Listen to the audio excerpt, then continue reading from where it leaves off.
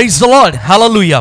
మహిమ కలిగినటువంటి యేసుక్రీస్తు నామమందు కృపా ఘడియలు ప్రేక్షకులందరికీ కూడా ప్రత్యేకమైనటువంటి శుభములను నేను తెలియజేస్తుంటున్నాను. మరి దేవుడు ఈరోజు మీతో మాట్లాడబోయేటువంటి సందేశము, ప్రతి విషయములలో కృతజ్ఞతాస్తుతులు చెల్లించుడి. In everything give thanks to the lord.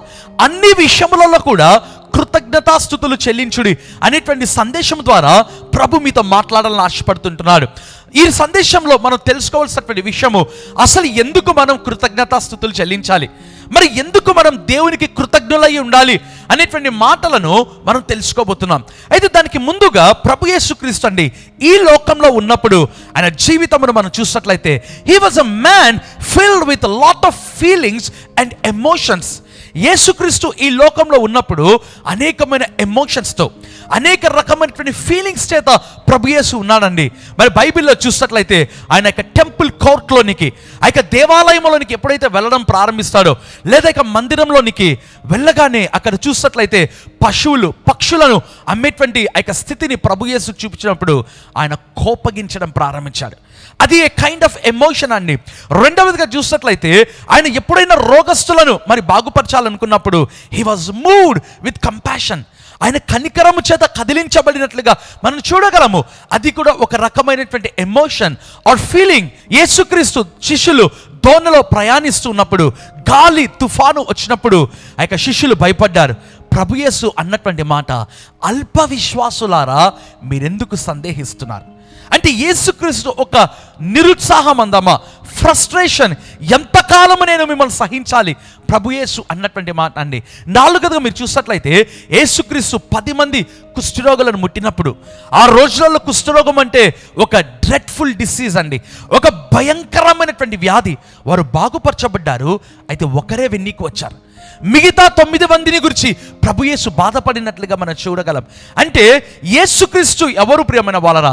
He was man filled with feelings and emotions. అంత మాత్రమే కాదు, he was a man of sensibility. ఆ యొక్క చాలా సెన్సిటివ్గా ప్రభు యేసు ఫీల్ అవుతాడండి. దేవుని వాక్యంలో మరి చూసినట్లయితే తెస్సలోనికి రాసినటువంటి మొదటి పత్రిక 5వ అధ్యాయము 16, 17, 18 తెలుగు బైబిల్లో, ఇంగ్లీష్ బైబిల్లో 18th వర్డ్స్ అండి. మనం చదువుకున్నట్లయితే, ప్రతి విషయమునందు కృతజ్ఞతాస్తుతులు చెల్లించుడి, ఇలాగు చేయుట యేసుక్రీస్తునందు మీ విషయములో దేవుని చిత్తము. హల్లెలూయా. అపోస్తలుడైనటువంటి పౌలు తెస్సలోనికలో ఉన్నటువంటి ఆ యొక్క సంఘముతో అంటున్నటువంటి మాట, ప్రతి విషయమునందు కృతజ్ఞతాస్తుతులు చెల్లించుడి. రెండోదిగా చూసినట్లయితే, ఇలాగు చేయుట యేసుక్రీస్తునందు మీ విషయములో దేవుని చిత్తము. ప్రియమైన వాళ్ళరా, ఈ వచనంలో చూసినట్లయితే మనకు 2 ప్రాముఖ్యమైన విషయాలు కనిపిస్తాయి. మొదటిది ఏంటిదంటే ఆజ్ఞ. It is a commandment. కృతజ్ఞతాస్తుతులు చెల్లించుడి, ప్రతి విషయంలో కృతజ్ఞతాస్తుతులు చెల్లించుడి. It is nothing but a commandment. అది ఆజ్ఞ. ప్రియమైన వాళ్ళరా, మన జీవితంలో ఒక ప్రశ్న, మనం ఎందుకు కృతజ్ఞతలు తెలియజేయాలి, ఎందుకు మనం కృతజ్ఞతాస్తుతులు చెల్లించాలి? దేవుని వాక్యంలో రాయబడింది కదా, అపోస్తలుడైన పౌలు అంటున్నటువంటి మాట, ఇట్ ఈస్ ఎ కమాండ్మెంట్. అది ఖచ్చితమైనటువంటి ఆజ్ఞ. రెండవదిగా చూసినట్లయితే, ఈలాగు చేయుట వలన అంటే నీవు కృతజ్ఞతాస్తుతులు చేయుట వలన దేవుని వాక్యంలో రాయబడింది కదా, యేసుక్రీస్తునందు మీ విషయములో దేవుని చిత్తము. హల్లెలూయా. యేసుక్రీస్తునందు మీ విషయంలో దేవుని చిత్తము.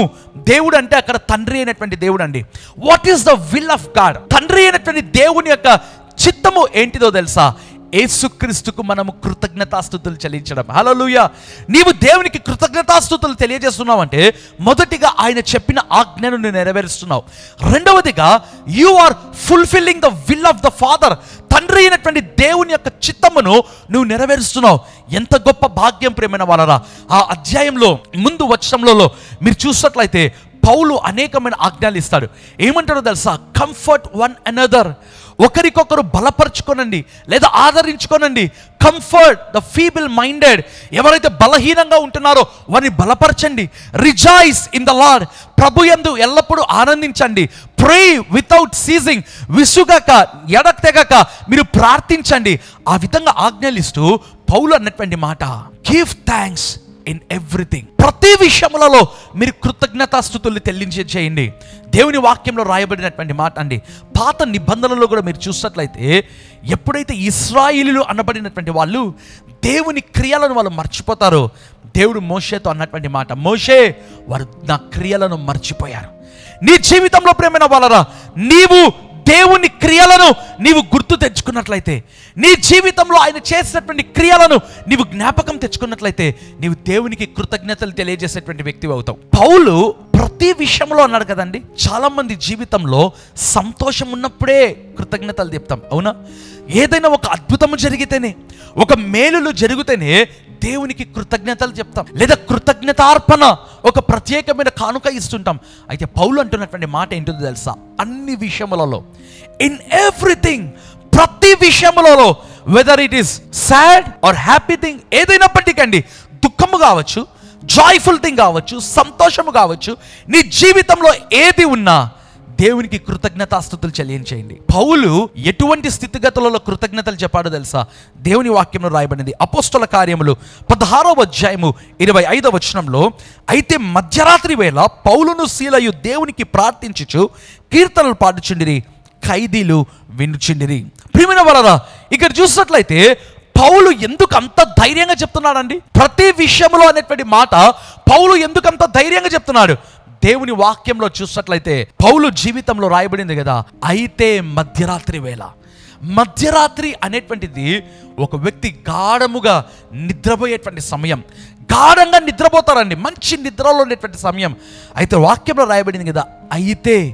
ఎందుకు ఆ మాట రాయబడిందండి దేవుని వాక్యంలో? ఇక ముందు వచనంలో మీరు చూసినట్లయితే పౌలు విషయంలో వాక్యంలో రాయబడింది కదా, బాగా పౌలును కొట్టినట్లుగా మనం చూడగలం. రెండవదిగా చూసినట్లయితే అతని కాళ్ళనంట ఆ యొక్క బండలో లేదా ఆ యొక్క బండంగంలో వేసినట్లుగా మనం చూడగలమండి. ఆ వచనంలో మనకు కనిపిస్తుంది. అంటే చరిత్ర ఏం చెప్తుందంటే, పౌలు చెరసాలలో ఏ విధంగా వేయబడ్డాడంట తెలుసా? బాగా కొట్టబడిన తర్వాత, ఆ యొక్క కాళ్ళను చేతులను కట్టివేసిన తర్వాత, ఆ యొక్క భయంకరమైన వేదనలకు గురి చేసిన తర్వాత పౌలు రాసినటువంటి పత్రికలు ఎటువంటి స్థలంలో రాశాడు తెలుసా అండి? ఆ విధంగా ఎప్పుడైనా పిల్లలు తప్పు చేసినప్పుడు గోడ కుర్చీ వేస్తారు కదండి, ఆ యొక్క గోడకు పిల్లలను కూర్చోబెడతారు, అవునా? ఆ రీతిగా పౌలును కూర్చోబెట్టారంట. అటువంటి సమయములో పౌలు పత్రికలు రాశాడండి. అటువంటి సమయంలో ఆ క్లిష్టమైనటువంటి పరిస్థితులలో, ఇంగ్లీష్ బైబిల్లో ఉంటుంది, his legs were in stocks, ఆ యొక్క బండగములో అతని కాళ్ళు వేయబడెను. అంటే ఎంత భయంకరమైన వేదనలో, ఆ యొక్క నొప్పిలో పౌలు దేవునికి కృతజ్ఞతలు చెప్పాడండి. దేవుని వాక్యంలో రాయబడింది కదా, అయితే మధ్యరాత్రి వేళ. అయితే అనేటువంటి మాటలో శ్రమ ఉంది, అయితే అనేటువంటి మాటలో వేదన ఉంది, అయితే అనేటువంటి మాటలో కష్టము, నొప్పి, రక్తము, బాధ. ప్రియమైన వాళ్ళరా, బట్ స్టిల్ దేవునికి కృతజ్ఞతాస్తుతులు తెలియజేస్తాడు పౌలు. అందుకే అన్నటువంటి మాట అంత ధైర్యంగా ప్రతి విషయములో. ప్రియమైన వాళ్ళరా, కృతజ్ఞతలు చెప్పకపోతే ఏం జరుగుతుందో మనం చూస్తామా? దేవుని వాక్యంలో చూసినట్లయితే రోమీయులకు రాసిన పత్రిక 1వ అధ్యాయము, తెలుగు బైబిల్లో 21, 22 వచనాలండి, ఇంగ్లీష్ బైబిల్లో 21st verse.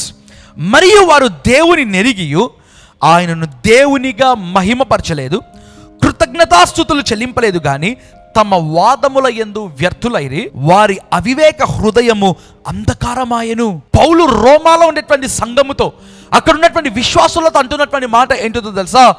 మరియు దేవుని నెరిగియు. నీ జీవితంలో నువ్వు దేవుని తెలుసుకొని, ఆయన క్రియలను తెలుసుకొని, ఆయనను నువ్వు ఒకవేళ నీవు దేవునిగా మహిమపరచలేదు అంటే, పౌలు ఏమంటున్నారు తెలుసా? కృతజ్ఞతాస్తుతులను చెల్లింపకపోతే పౌలు ఏమంటున్నాడు? వాదముల యందు వ్యర్థులైరి. They were foolish. వారు వాదముల యందు వ్యర్థులైరి. రెండవదిగా చూసినట్లయితే వారి హృదయం ఎలాంటిదో తెలుసా? అవివేకమైన హృదయము, అంధకారముతో. Their hearts were filled with darkness. చాలా ప్రాముఖ్యమైన విషయం అండి. నీవు ఎందుకు కృతజ్ఞతాస్తుతులు చెల్లించాలి తెలుసా? If you know who your God is. నీ దేవుడు నీవు ఎవరో తెలుసుకుంటే నీవు ఆయనను మహిమపరుస్తావు, కృతజ్ఞతాస్తుతులు తెలియజేస్తావు. అయితే పౌలు అంటున్నటువంటి మాట, దేవుని నెరిగియు దేవునిగా వారు మహిమపరచలేదు. రెండవదిగా చూసినట్లయితే కృతజ్ఞతాస్తుతులు చెల్లింపలేదు, కానీ తమ హృదయములందు వాదముల యందు వారు వ్యర్థులైరి. వారి హృదయము అవివేకముతో, అంధకారముతో నింపబడెను. ఈరోజు దేవునితో మాట్లాడుతున్న మాట, హెచ్చరిస్తున్నాడు. ప్రతి ప్రతిరోజు ప్రేమైన వాళ్ళరా నీ జీవితంలో ఆయన ఇచ్చిన రక్షణను బట్టి, ఆయన ఇచ్చినటువంటి కుటుంబమును బట్టి, ఆయన ఇచ్చిన ఉద్యోగము, ఆయన ఇచ్చిన విద్య, ఆయన ఇచ్చిన జ్ఞానము, ఆయన ఇచ్చిన గృహము, ప్రతి విషయంలో నీ జీవితంలో ఏవైతే నువ్వు కలిగి ఉన్నావో ఈరోజు అవి దేవుని బట్టి ప్రేమైన వాళ్ళరా. So be thankful to God in all the things. ప్రతి విషయములో దేవునికి మీరు కృతజ్ఞులై ఉండండి. ఇర్రెస్పెక్టివ్ ఆఫ్ యువర్ సిచ్యువేషన్స్, నీ పరిస్థితులు ఏవైనప్పటికీ కూడా దేవునికి నువ్వు కృతజ్ఞత స్తుతులు చెల్లించే వ్యక్తిగా ఉండండి. ఈ సందేశం ద్వారా దేవుడు మిమ్మల్ని బలపరచును గాక. తలలు వంచినట్లయితే ప్రార్థన చేసుకుందాం. కృపగల దేవా, దయగలిగిన మా ప్రభువా, అయ్యా మీరు ఇచ్చినటువంటి ఒక హెచ్చరికతో కూడినటువంటి సందేశము నాయన, ప్రతి విషయములలో దేవునికి కృతజ్ఞులై ఉండుడి అనేటువంటి సందేశం మీరు ఇచ్చి ఉంటేనే కానీ శ్రోతం. In everything give thanks to God. ప్రతి విషయములలో మీకు కృతజ్ఞులై ఉండాలి ఉంది ప్రభా.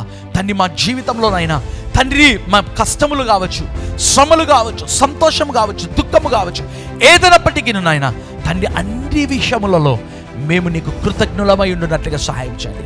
Help us to give thanks to you my lord.